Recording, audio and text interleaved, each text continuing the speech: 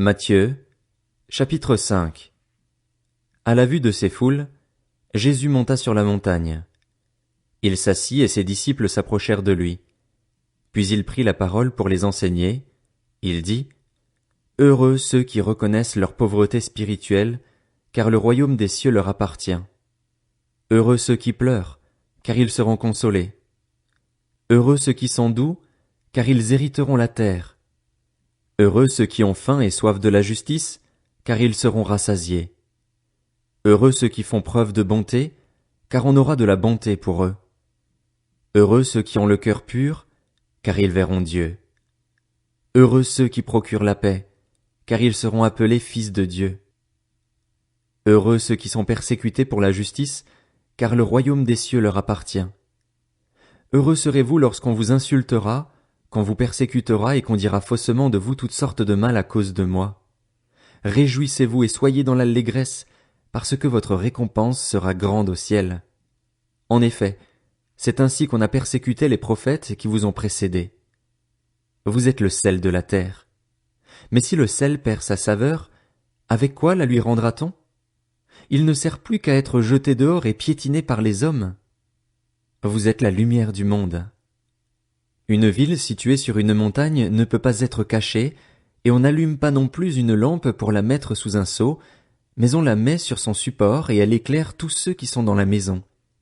Que, de la même manière, votre lumière brille devant les hommes afin qu'ils voient votre belle manière d'agir et qu'ainsi ils célèbrent la gloire de votre Père céleste. Ne croyez pas que je sois venu pour abolir la loi ou les prophètes. Je suis venu non pour abolir, mais pour accomplir. En effet, je vous le dis en vérité, tant que le ciel et la terre n'auront pas disparu, pas une seule lettre ni un seul trait de lettre ne disparaîtra de la loi avant que tout ne soit arrivé. Celui donc qui violera l'un de ces plus petits commandements et qui enseignera aux hommes à faire de même sera appelé le plus petit dans le royaume des cieux. Mais celui qui les mettra en pratique et les enseignera aux autres, celui-là sera appelé grand dans le royaume des cieux. En effet, je vous le dis, si votre justice ne dépasse pas celle des spécialistes de la loi et des pharisiens, vous n'entrerez pas dans le royaume des cieux. Vous avez appris qu'il a été dit aux anciens, « Tu ne commettras pas de meurtre. » Celui qui commet un meurtre mérite de passer en jugement. Mais moi je vous dis, tout homme qui se met, sans raison, en colère contre son frère mérite de passer en jugement. Celui qui traite son frère d'imbécile mérite d'être puni par le tribunal, et celui qui le traite de fou mérite d'être puni par le feu de l'enfer. Si donc tu présentes ton offrande vers l'autel et que là tu te souviennes que ton frère a quelque chose contre toi, laisse ton offrande devant l'autel et va d'abord te réconcilier avec ton frère, puis viens présenter ton offrande. Mets-toi rapidement d'accord avec ton adversaire, pendant que tu es en chemin avec lui, de peur qu'il ne te livre au juge, que le juge ne te livre à l'officier de justice et que tu ne sois mis en prison. Je te le dis en vérité, tu n'en sortiras pas avant d'avoir remboursé jusqu'au dernier centime. Vous avez appris qu'il a été dit, tu ne commettras pas d'adultère.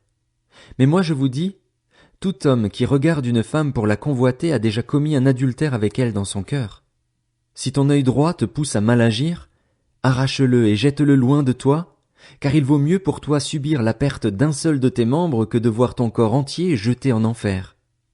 Et si ta main droite te pousse à mal agir, coupe-la et jette-la loin de toi, car il vaut mieux pour toi subir la perte d'un seul de tes membres que de voir ton corps entier jeté en enfer. Il a été dit que celui qui renvoie sa femme lui donne une lettre de divorce. Mais moi, je vous dis, celui qui renvoie sa femme, sauf pour cause d'infidélité, l'expose à devenir adultère, et celui qui épouse une femme divorcée commet un adultère. Vous avez encore appris qu'il a été dit aux anciens, « Tu ne violeras pas ton serment, mais tu accompliras ce que tu as promis au Seigneur. » Mais moi je vous dis de ne pas jurer du tout, ni par le ciel, parce que c'est le trône de Dieu, ni par la terre, parce que c'est son marchepied, ni par Jérusalem, parce que c'est la ville du grand roi. Ne jure pas non plus par ta tête, car tu ne peux pas rendre blanc ou noir un seul cheveu. Que votre parole soit oui pour oui, non pour non, ce qu'on y ajoute vient du mal. Vous avez appris qu'il a été dit, œil pour œil et dent pour dent. Mais moi je vous dis de ne pas résister aux méchants. Si quelqu'un te gifle sur la joue droite, tends-lui aussi l'autre. Si quelqu'un veut te faire un procès et prendre ta chemise, laisse-lui encore ton manteau. Si quelqu'un te force à faire 1 kilomètre, fais-en 2 avec lui. Donne à celui qui t'adresse une demande et ne te détourne pas de celui qui veut te faire un emprunt. Vous avez appris qu'il a été dit, tu aimeras ton prochain et tu détesteras ton ennemi. Mais moi je vous dis, aimez vos ennemis, bénissez ceux qui vous maudissent, faites du bien à ceux qui vous détestent, et priez pour ceux qui vous maltraitent et qui vous persécutent, afin d'être les fils de votre Père céleste. En effet, il fait lever son soleil sur les méchants et sur les bons, et il fait pleuvoir sur les justes et sur les injustes. Si vous aimez ceux qui vous aiment, quelle récompense méritez-vous? Les collecteurs d'impôts n'agissent-ils pas de même? Et si vous saluez seulement vos frères, que faites-vous d'extraordinaire? Les membres des autres peuples n'agissent-ils pas de même? Soyez donc parfaits comme votre Père céleste est parfait.